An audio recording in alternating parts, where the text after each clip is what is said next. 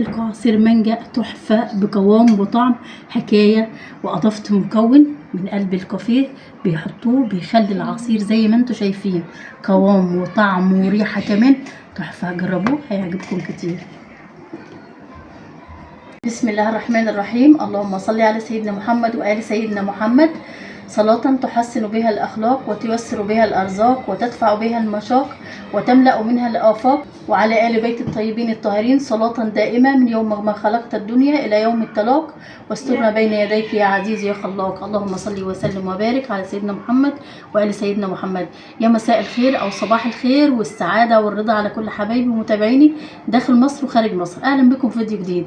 قبل ما أبدأ الفيديو بفكركم دايما بالاشتراك في قناتي وتفعلوا جرس الكل عشان كل ما انزل حاجه جديده يوصل لكم بها اشعار جديد على خير ان شاء الله. النهارده هعمل لكم عصير مانجا من قلب الكافيه بتركايه خطيره بتخلي العصير في حته تانية خالص، طعم وشكل وقوام والريحه بتاعته كمان بتبقى تحفه. يلا نقول مكوناتنا على بركه الله. عندي هنا كميه المانجا هاخد منها معلقتين، عندي التلج، عندي حليب متلج بالشكل ده، ممكن تستخدميه عادي بس انا كان عندي في الفريزر يعني ممكن تستخدميه حليب سائل ما بقاش متلج يعني طالما عندك تلج. عندي دي السر توينكس، دي هتخلي العصير في حته تانية خالص. يلا نجربه على بركه الله. وكمان معلقه من الكريم شانتيه. هنجيب الخلاط بتاعنا بالشكل ده، هنحط فيه التلج، هناخد كده عليه معلقه كبيره من الكريم شانتيه، هناخد كده معلقتين من المانجا كبار، هنضيف كوبايه الحليب،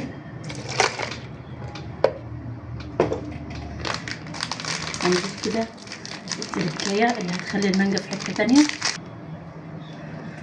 هنضيف معلقه من السكر ممكن تستبدليها بالعسل.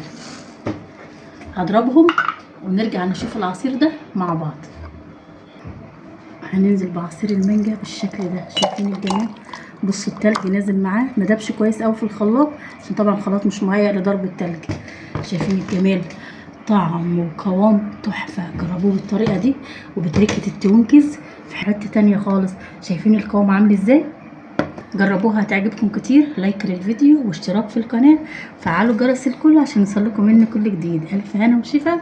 السلام عليكم ورحمه الله وبركاته.